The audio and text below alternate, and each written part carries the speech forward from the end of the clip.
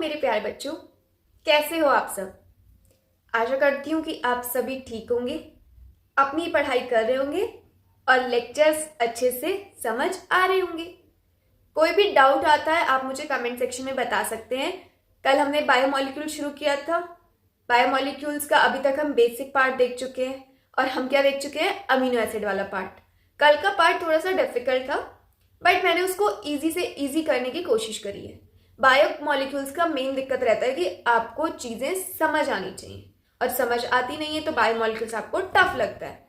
मैं धीरे इसमें बहुत सारे लेक्चर्स लग सकते हैं, 4-5 लेक्चर्स जितने भी लगेंगे, बट इसको आपको समझ आना चाहिए।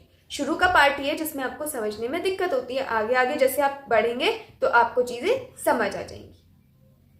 आज हम आगे का पार्ट शुरू करेंगे। आज हमारा 3rd लेक्चर है बायोमॉलिक्यूल्स का, और जिसने भी पहले 2 लेक्चर्स नहीं अटेंड किए हैं आप पीछे जाके अटेंड कर सकते हैं और आगे लेक्चर ले सकते हैं। मैं लिंक डिस्क्रिप्शन में दे दूंगी, आप लिंक पर क्लिक करके पुराने लेक्चर्स देख सकते हैं।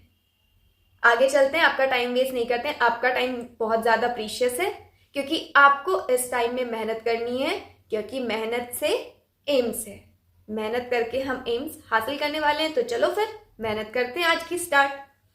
बायोमॉलिक्यूल्स हमने अमीनो एसिड देख लिया था, हम देखने वाले हैं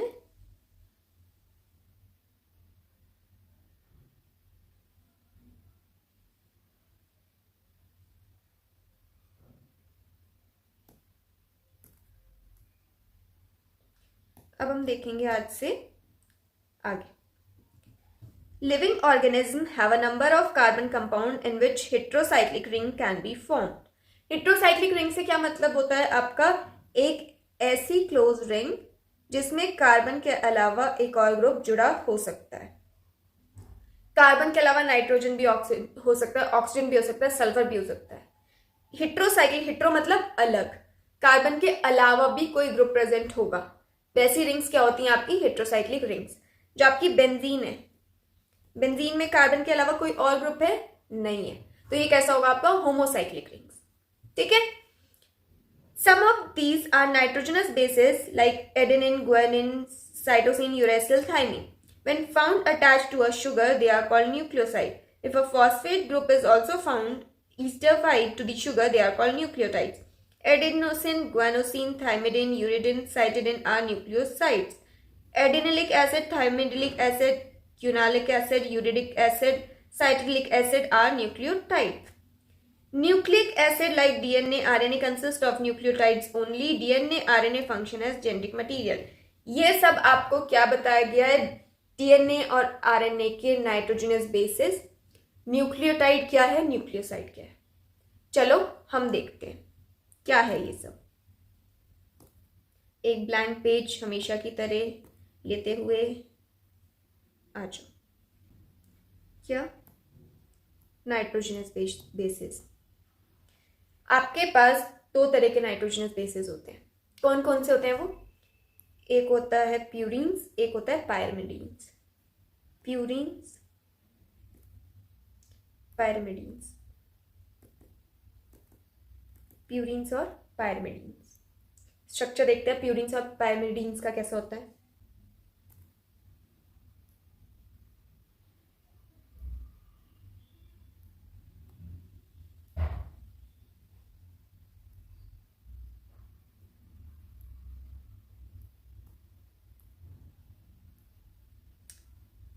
ये हो गया आपका प्यूरीन का स्ट्रक्चर। किसका, प्यूरीन का। इसके कार्बन काउंट करते हैं, इसके नाइट्रोजन देखते हैं कहाँ कहाँ पर है। ठीक है, 1 2 3 4 5 6 7 8 9। कौन कौन सी पोजीशन पे है नाइट्रोजन आपका, इसके नाइट्रोजन प्रेजेंट है 1 पर, 3 पर, 7 पर और 9 पर। ऐसे ही हम देखते हैं पायरमिडीन।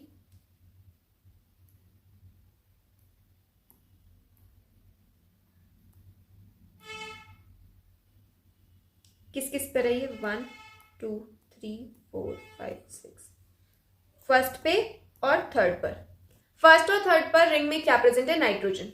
जब फर्स्ट और थर्ड पर नाइट्रोजन प्रेजेंट होगा तो इसको हम बोलेंगे पायरिमिडीन। प्यूरीन छोटू सा वर्ड है, इसका स्ट्रक्चर बड़ा सा। पायरिमिडीन बड़ा सा वर्ड है, इसका स्ट्रक्चर छोटू सा। याद रखोगे, ये एक तरीका, मतलब तरीका भी नहीं है, कर लो। पायरिमिडीन बड़ा सा, स्ट्रक्चर छोटू सा, इतना तो याद रहेगा ना। अभी जब आप इसको अटैच करोगे शुगर के साथ तो आपको स्ट्रक्चर तो याद रहेगा, लेकिन पायरिमिडीन का कौन सा, प्यूरीन का कौन सा है, कैसे याद रखोगे? प्यूरीन छोटू सा, उसका स्ट्रक्चर बड़ा सा। पायरिमिडीन बड़ा सा, उसका स्ट्रक्चर छोटू सा। ठीक है, चलो हम बनाते हैं एक राइबोस शुगर। चलो मेरे साथ राइबोस शुगर बनाओ। शुगर बनाए,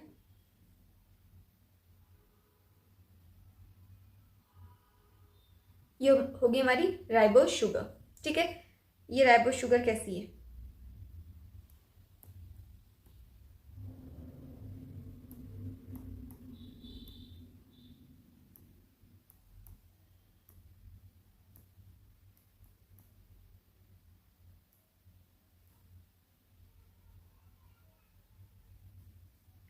ये आपकी क्या है? Ribose sugar. ठीक है, इसमें जो आपका ये प्यूरीन और पायरिमिडीन है, आपके प्यूरीन कौन कौन से होते हैं? एडेनिन और गुआनिन। एडेनिन और गुआनिन क्या है आपके? पिरिमिडिन। प्यूरीन। पिरिमिडीन कौन कौन से हो गए फिर आपके पास? पिरिमिडीन हो गया आपके पास साइटोसिन, थाइमीन और यूरेसिल। यूरेसिल, थाइमीन, साइटोसिन क्या होंगे? ये सारे आपके पायरिमिडीन। एडेनिन गुआनिन आपके प्यूरीन है। चलो, ये आपकी है राइबोस शुगर। कैसी राइबोस शुगर है ये है beta ribose sugar. Alpha beta तो देखना आता होगा, मैं मानती हूँ केमिस्ट्री भी पढ़ रहे होंगे ना साथ साथ, तो अल्फा बीटा देखना आता है। ये है beta ribose sugar. Beta ribose sugar, ये है इसका 1 नंबर कार्बन। 1 नंबर कार्बन पर होगा आपका base attach. First number carbon पर क्या होगा? आपका बेस अटैच होगा। ये आपका शुगर, हम करेंगे बेस अटैच। जब हम शुगर में बेस अटैच करते हैं तो ये क्या बन जाता है? न्यूक्लियोसाइड। क्या बनता है ये? न्यूक्लियोसाइड। स शुगर, न्यूक्ली एन से बेस, नाइट्रोजनस बेस। तो न्यूक्लियोसाइड कब बनता है? जब आप बेस और शुगर को मिला दो। बेस और शुगर को मिला के न्यूक्लियोसाइड बना। ठीक है, हमारे पास N2 बेस भी तो 2 हैं। अगर आपका यहाँ पे जो बेस अटैच होगा वो अटैच हुआ है प्यूरीन वाला, कौन सा? प्यूरीन वाला, तो कौन से वाले नाइट्रोजन से कनेक्ट होगा यहाँ पे कार्बन? आपके 9th जो नंबर पे नाइट्रोजन है, 9th नंबर पे नाइट्रोजन कौन सा है? ये यहां से अटैच होगा बेस। ठीक है, अगर आप पायरिमिडीन अटैच करते हो तो वो अटैच होगा यहां से N1 फर्स्ट नंबर से। अगर हम पायरिमिडीन करते हैं, कहां से होगा वो? फर्स्ट नंबर वाले नाइट्रोजन से। फर्स्ट नंबर वाले नाइट्रोजन से अटैच होगा। ठीक है, प्यूरीन क्या कहलाया जाएगा? आपका कहलाया जाएगा N9 ग्लाइकोसिडिक बॉन्ड। जब प्यूरीन है N से 9 नंबर वाले से जुड़ रहा है तो ये हो जाएगा 9N9 ग्लाइकोसिडिक बॉन्ड। ऐसी पायरिमिडीन है,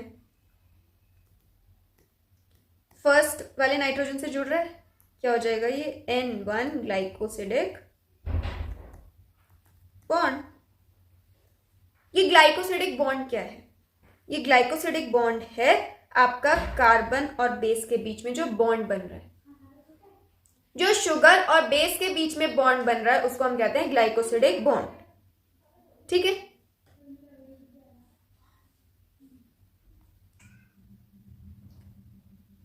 अब हमने क्या देखा? न्यूक्लियोसाइड।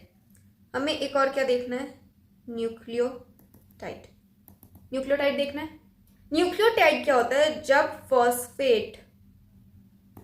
फॉस्फेट ग्रुप अटैच हो आपका शुगर के साथ, जब फॉस्फेट ग्रुप शुगर के साथ अटैच होगा तो क्या बनेगा? न्यूक्लियोटाइड। चलो पहले शुगर बनाते हैं। आपकी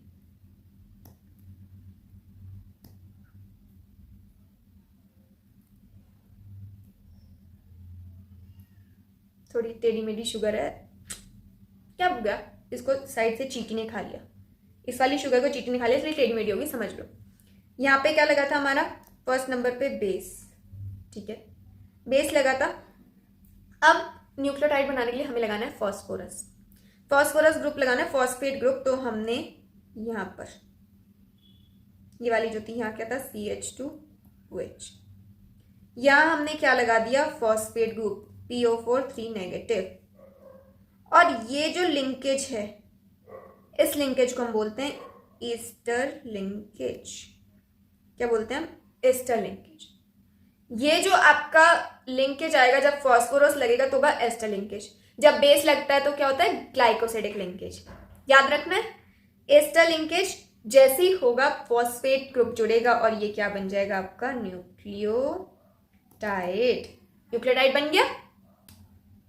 न्यूक्लियोटाइड न्यूक्लियोसाइड देखा, न्यूक्लियोटाइड न्यूक्लियोसाइड आपका पूरा मेंशन है, अभी हमने देखा। न्यूक्लियोसाइड कौन से थे आपके? Thymidine, uridine, cytidine, adenosine, guanosine. Nucleotide कौन से हैं आपके? Guanylic acid, uridylic acid, cytidylic acid, adenylic acid and thymidylic acid. ये सब क्या हैं? जो एसिड हैं ये बन रहे हैं आपके फॉस्फेट ग्रुप की वजह से, तो न्यूक्लियोटाइड। ठीक है, चलो आपको क्वेश्चन आ सकता है, ये सब आपको मिक्स करके दे सकते हैं। इसमें पूछ सकते हैं कि नाइट्रोजनस बेसिस कौन से हैं? एडिनोसिन, ग्वानोसिन या फिर एडेनिलिक एसिड, ग्वानुलिक एसिड, ये सब दे दिए। कितने इसमें नाइट्रोजनस बेस हैं, कितने इसमें न्यूक्लियोसाइड्स हैं, कितने इसमें न्यूक्लियोटाइड्स हैं, देख पाओगे ना, समझ पाओगे। ट्रिक मतलब ऐसे ट्रिक तो नहीं है, फिर भी एडिनोसिन, ग्वानोसिन, साइटोसिन थोड़ा एडेनिन ग्वानिन से बड़े हैं। सबसे पहले हमने बेसिक देखना है, एडेनिन ग्वानिन साइटोसिन छोटे छोटे से, इससे बड़े आए एडिनोसिन, ग्वानोसिन, शुगर बेस, दोनों में ऐसे शुगर बेस, ग्वानोसिन, एडिनोसिन। ठीक है, इससे बड़े क्या हो गए? एडेनिलिक एसिड, ग्वानुलिक एसिड, वो क्या होंगे? न्यूक्लियोटाइड। थोड़ा ऐसे मतलब कॉन्सेप्ट से हट के ऐसे लॉजिकल थोड़ा सा बनाओगे ना कि हाँ भैया ये हमें याद ऐसे रह जाएगा, तो वो याद रह जाएगा। आपको पता है सबसे पहले हमने बेस देखे कौन कौन से हैं, तो इसके बाद हमने न्यूक्लियोसाइड देखे, फिर न्यूक्लियोटाइड देखे। तो ऐसे ऐसे थोड़ा थोड़ा बढ़ाओगे नाम को, थोड़ा थोड़ा बढ़ा, तो वो आपको याद रहेगा। ये थोड़े ट्रिक्स होते हैं ऐसे कि माइंड को एकदम से मतलब जो चीज़ वो लर्न कर रहा है वो लर्न नहीं हो रही है, तो उसे कुछ और तरीके से कराओ।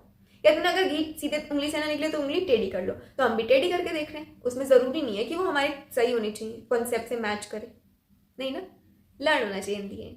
तो ऐसे लर्न कर सकते। चलो आगे चले, अगले पेज पर आते हैं। ये मैं कहूँगी बायोमोलिक्यूल्स में कुछ भी छूट जाए, ये नहीं छूटना चाहिए पेज। ये पूरा पेज आपका PYQ है, और आज आपको मैं इस तरह से लर्न कराऊंगी कि आपको इसमें से जितना PYQs बन सकता है मैं आपको सब करा दूंगी। ग्लूकोज, ग्लूकोज की कितने कार्बन की चेन है? 6 कार्बन की। कितने कार्बन की? 6 कार्बन की। पायरेनोस ये है राइबोस, राइबोस की कितनी है? 5 कार्बन की। ये आपकी अल्फा फॉर्म है ग्लूकोज और राइबोस की, या बीटा फॉर्म है? ये देखो ये क्या बन रहा है? ट्रांस। ठीक है, ये भी क्या बन रहा है? ट्रांस। क्या ये? ट्रांस। तो ये कौन सी फॉर्म होगी? अल्फा फॉर्म और अल्फा फॉर्म। तो इसका नाम क्या हो जाएगा? Alpha D ग्लूको pyranose. अरे यार क्या लिख गई, वेट, पायरेनोस। ठीक है, इसका क्या हो जाएगा? Alpha D ribofuranose, alpha D ribofuranose. Pyranose क्योंकि ये 6 कार्बन की है, फ्यूरेनोस क्योंकि ये 5 कार्बन की है। समझ आ गया ग्लूकोज और राइबोस, ग्लूकोज और राइबोस समझ आ गया। आगे चलते हैं। अल्फा फॉर्म दी हुई है, देख सकते हैं आपके ट्रांस बन रहा है, ये भी ट्रांस बन रहा है, ट्रांस बन रहा है, तो ये क्या हो जाएगा? Alpha form. ठीक है, नेक्स्ट हमने क्या देखा? ये ग्लाइसिन। हमें पता है अमीनो एसिड है ये, ग्लाइसिन है ना, simplest amino acid, simplest amino acid हम पढ़ के आ चुके हैं। ये प्लांट में कहाँ यूज होता है और एनिमल में कहाँ यूज होता है? प्लांट में आपका ये यूज होता है C2 साइकिल में। कहाँ यूज होता है आपका? C2 साइकिल में। क्या? फोटो रेस्पिरेशन कराने के लिए, फोटो रेस्पिरेशन। एनिमल में कहाँ यूज होता है? एनिमल में ग्लाइसिन यूज होता है आपका, जो हीम बनता है ना, हीम को बाइंड कराने के लिए। हीम बाइंडिंग में हमें क्या चाहिए होता है? ग्लाइसिन। ठीक है, ऑप्टिकली एक्टिव नहीं है, ये सब हमने देख लिया था। उसके बाद है एलेनिन। एलेनाइन क्या है? मिथाइल ग्रुप CH3 प्रेजेंट है आपका अमीनो एसिड में। ठीक है, सीरीन हमने देखा जब आपका एल्कोहलिक ग्रुप प्रेजेंट हो, ये क्या होता है आपका? Alcoholic amino acid. ठीक है, इसके बाद आओ पाल्मिटिक एसिड। कितने कार्बन की चेन होती है? 16। ठीक है, ग्लिसरॉल। ग्लिसरॉल का कोई नाम बताओ मुझे, अभी पढ़ के आए हैं। नाम क्या होगा? Trihydroxy propane. Trihydroxy propane. ठीक है,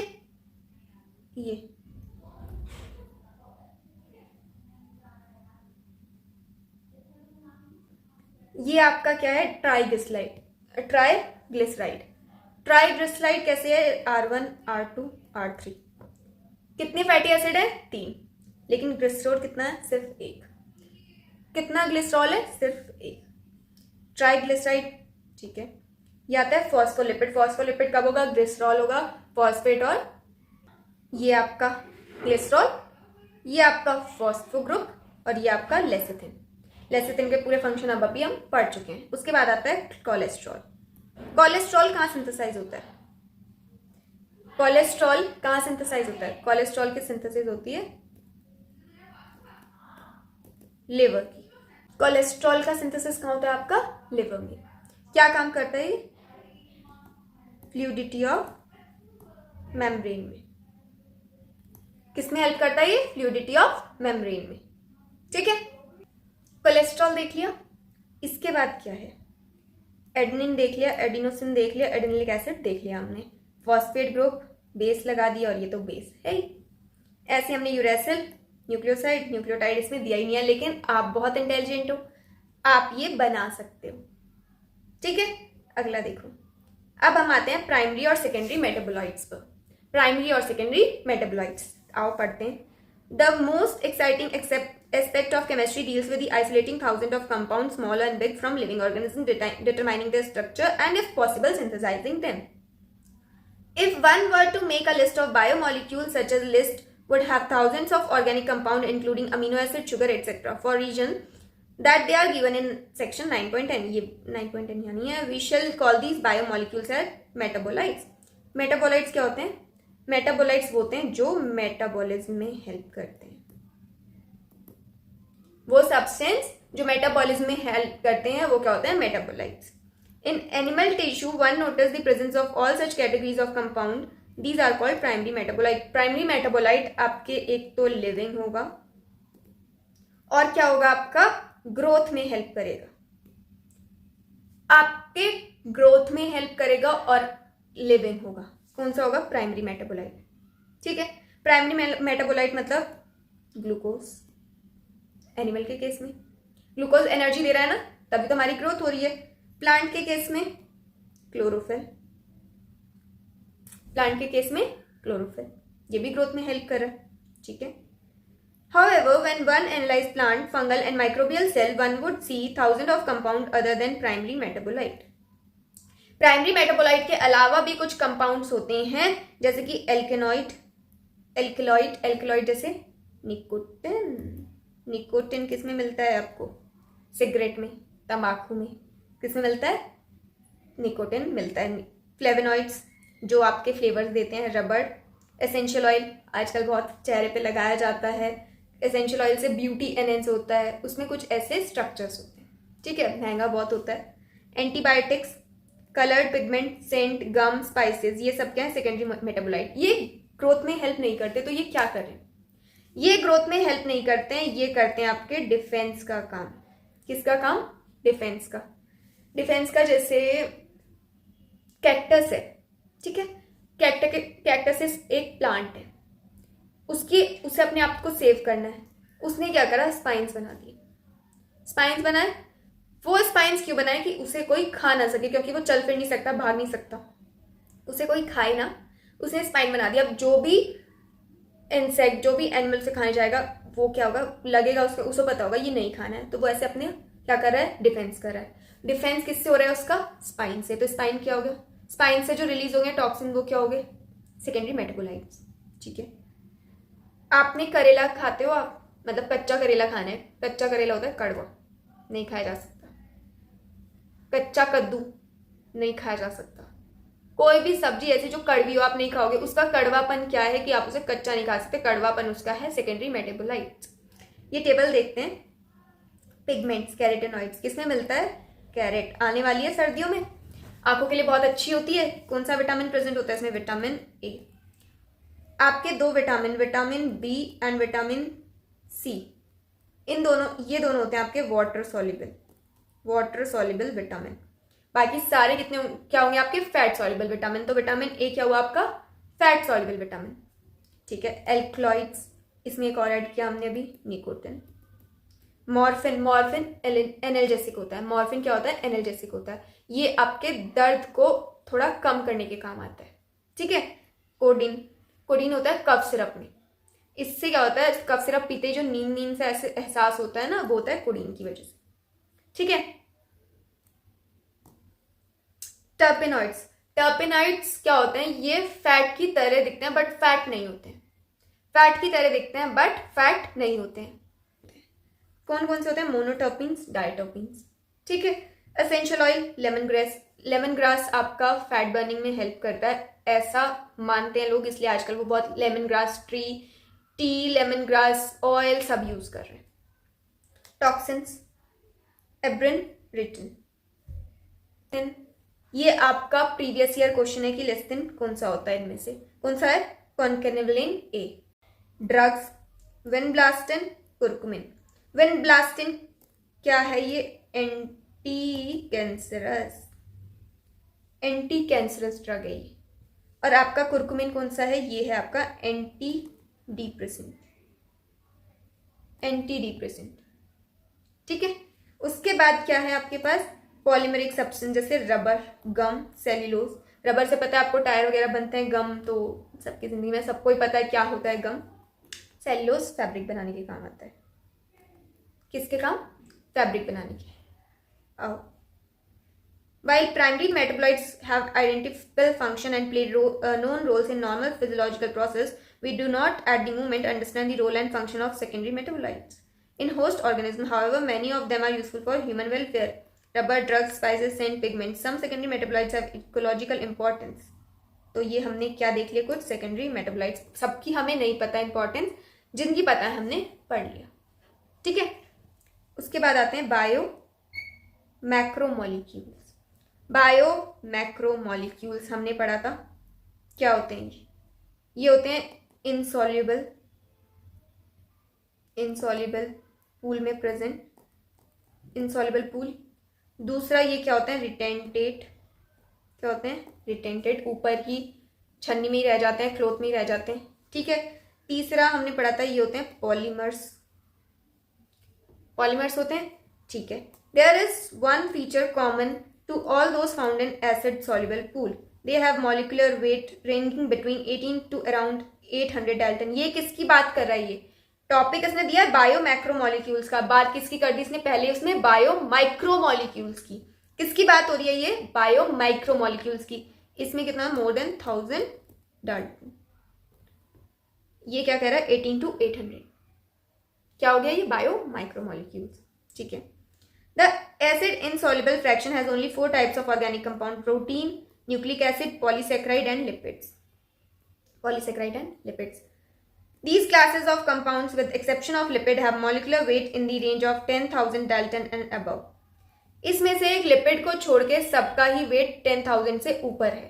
हमने देखा था लिपिड का वेट 10,000 से डाल्टन से नीचे होता है, फिर भी वो किस में आता है आपका, मैक्रोमोलिक्यूल्स। आना तो उससे चाहिए नीचे सॉल्युबल वाले में, लेकिन वो नहीं आता है।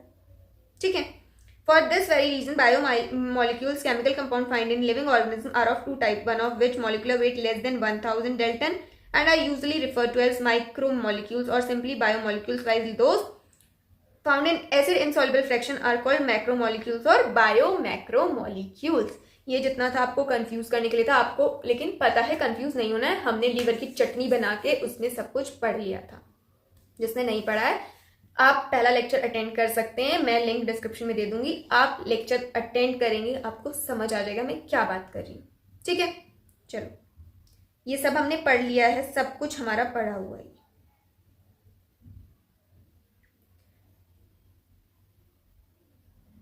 लिपिड्स के बारे में देखते हैं। Lipids are indeed small molecular weight compound and are present not only as such but also arranged in structure like cell membrane and other membrane.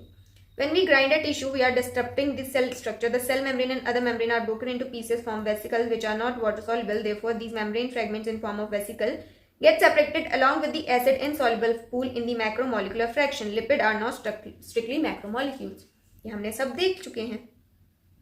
The acid soluble pool represent roughly the cytoplasmic composition. The macromolecules from cytoplasm and organelle become the acid insoluble pool. Together they represent the entire chemical composition of living tissue or organism. ये सब हम पढ़ चुके हैं. इसने क्या बोला कि जो आपका soluble pool होता है वो कुछ ना कुछ साइटोप्लाज्मिक कंटेंट रिप्रेजेंट करता है. ठीक है, जो आपका मैक्रोमोलिक्यूल्स होता है साइटोप्लाज्म और ऑर्गेनेलीज का, वो होता है जो कि सॉल्युबल नहीं हो पाता है. ऑब्वियसली ये ऊपर रिटेंटेड है, नीचे फिल्ट्रेट है. ये चीज़ समझ आ गई. ये आपका एवरेज कॉम्पोजिशन दिया है, सबसे ज़्यादा वाटर होता है, ये हमें पता है. उसके बाद प्रोटीन है, कार्बोहाइड्रेट है, लिपिड है, न्यूक्लिक एसिड है और आयंस है. वाटर कितना है 70 to 90. उसके बाद 10 to 15 आपका प्रोटीन, 3% है कार्बोहाइड्रेट, 2% है लिपिड, 5 to 7% न्यूक्लिक एसिड और 1% आयन. ठीक है, आज के लिए यहाँ तक आप लर्न करेंगे, पढ़ेंगे. कल हम शुरू करेंगे प्रोटीन. कल हम देखेंगे प्रोटीन वाला पार्ट. यहाँ तक लेक्चर में बने रहने के लिए थैंक यू सो मच. आपको लेक्चर पसंद आया होगा, लाइक करिएगा, कमेंट कीजिएगा और अपने दोस्तों के साथ शेयर ज़रूर कीजिएगा. आप मुझे टेलीग्राम और इंस्टाग्राम पर ज्वाइन कर सकते हैं और चैनल को सब्सक्राइब करना नहीं भूलेंगे.